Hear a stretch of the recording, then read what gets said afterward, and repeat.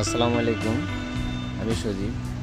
আজকে আমি ফিফটি ডিম দিয়ে পুকুরে মাছ ধরবো, কোনো রকম কেমিক্যাল, শুধুমাত্র ফিফটি ডিম দিয়ে। তা দেখতে থাকুন।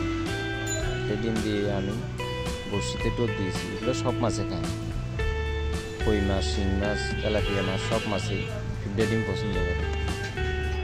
তো আমি ঘরে ফেলছি, এই একটা মাছের টান দিল, একটা কই মাছ উঠছে, দেখেন মাশাআল্লাহ, খুবই ভালো লাগলে কই মাছ। আবার আবার নতুন করে বড়শি চালাই দিয়েছি।